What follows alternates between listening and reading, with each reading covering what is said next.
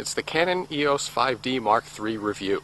Alrighty then, here at first base we're going to talk about the Mark III's design. Now the most exciting thing on the Mark III is its new dual card slots. Here we can house an SD and CF card just like the Nikon D800. Now you notice an all-purpose lock where the live view switch used to be. There's a new live view switch at the top next to the viewfinder. This is for photo and video recording with the start-stop button embedded in the middle. Another welcome addition to the Mark III was its headphone jack. Now I could actually listen to the audio that I was monitoring in conjunction with the mic jack, which allowed for an external microphone. Now compared to the Mark II and the Nikon D800, which have 921K displays, the Mark III has a nice 3.2-inch 1,040,000 pixel display. We have a nice 100% coverage optical viewfinder, and it's a new intelligent viewfinder according to Canon. We can now see grid lines and AF points on the viewfinder. However, I noticed one thing. The vertical horizontal meter that can be viewed on the LCD screen cannot be viewed on the viewfinder, and you can actually do that on the Nikon D800. The Canon EOS 5D Mark III also lacks a pop-up flash, which is something offered by the D800. Another new addition right next to the shutter button is a function button. This actually dictates the focus area selection points, but it can be customized to other things as well. Now you notice that Canon got rid of the creative auto mode, which is fine because nobody really ever used it. And for navigation, we have the same quick control dial, main dial, and 8-way multi-controller. Now I love the dials on the Mark III just like I did on the Mark II. However, I really would have taken Nikon's 8-way directional pad found on the D700 and D800 over Canon's multi-controller any day. Now back to terminals, we have your typical flash sync, we have your remote, we've got a USB, however we have HDMI out. This HDMI out is not clean like the D800s. That's a big factor if you're a video guy or girl. Now the Mark III really hasn't put much weight on. It's about the same weight as the Mark II.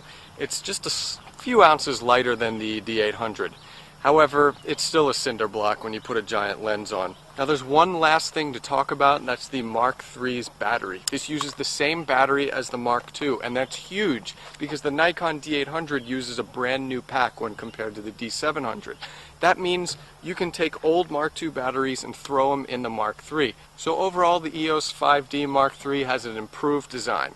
Here we are at second base talking about the Canon EOS 5D Mark III's features, and we're going to start with focus. Usually with new models, camera makers tack a few extra focus features to the tool belt. But not Canon. They want gangbusters on the Mark III's AF options. In fact, the autofocus features are so extensive on the Mark III, I could do an entirely separate review on just that alone, so I'm going to be really brief in this review. Go to the full review on technobuffalo.com for all of my AF findings. As you can see, AF has its own dedicated tab in the Mark III menu, and it's 5 pages long. We'll start with the Mark III's cases, or presets.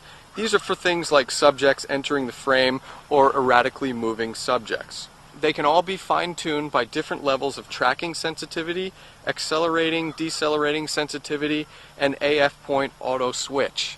I used the versatile multi-purpose for most scenarios, and that really did the trick. However, we did do a go-karting shoot, and I used the subjects entering preset. That worked pretty well. But that's not all. You could also adjust the release versus shutter priority, which is basically speed versus accuracy. The camera will not take a picture unless it's focused when you have focus priority, and it will just snap away if it's in release priority just to get the shot off. Now the Mark III has 61 AF points compared to the D800's 51 points. There are up to 41 cross-type sensors depending on which aperture you're in, and for the most part this camera did an amazing job autofocusing. Now video mode is a different story on the 5D Mark III. Unlike the D800, which has full-time autofocus in video mode, the Mark III doesn't have that. In fact, you can't even refocus by pressing the shutter button halfway while you're recording a video. You have to focus first, then record. So for pretty much every focusing application in video mode, stick with manual.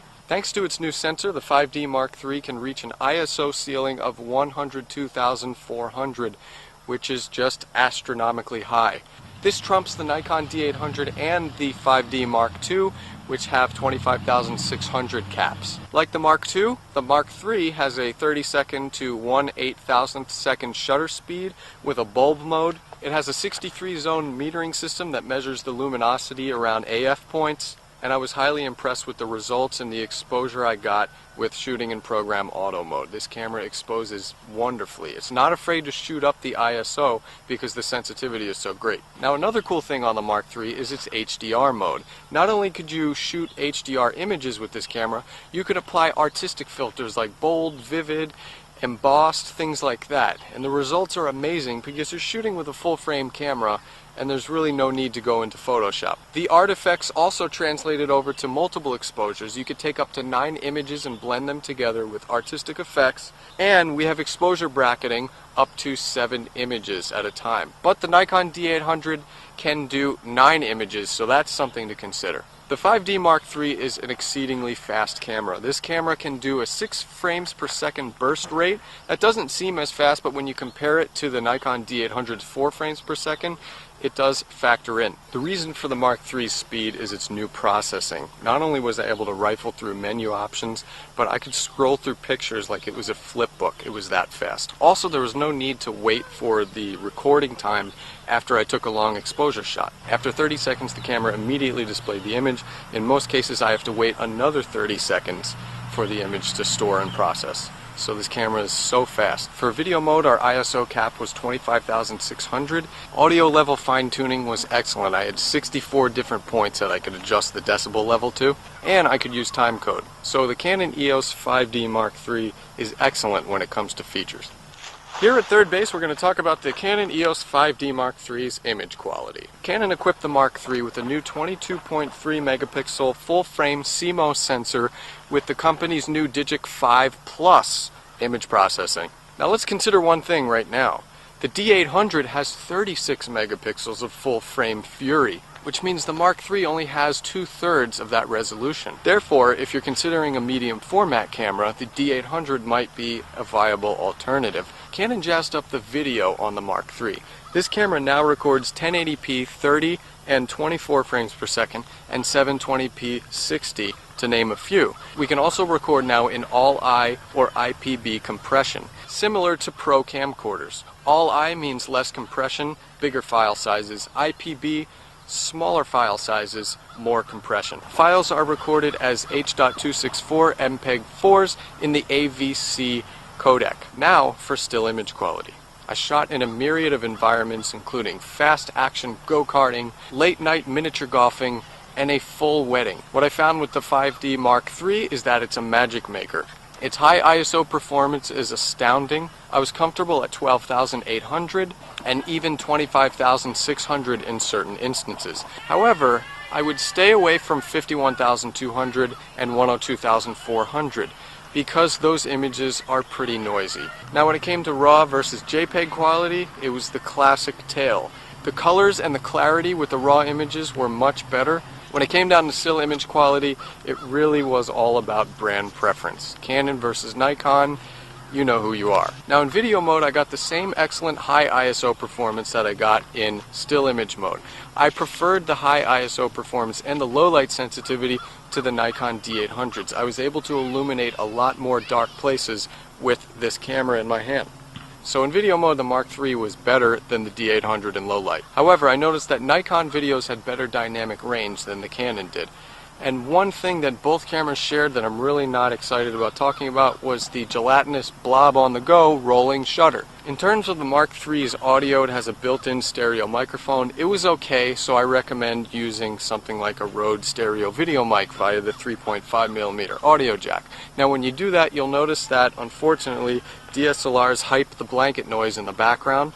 The Nikon D800 did the same thing, so there's no real difference. If you're serious about audio with the Mark III, get a Beachtech XLR grip. But overall video, I would actually give the edge to the Mark III over the D800.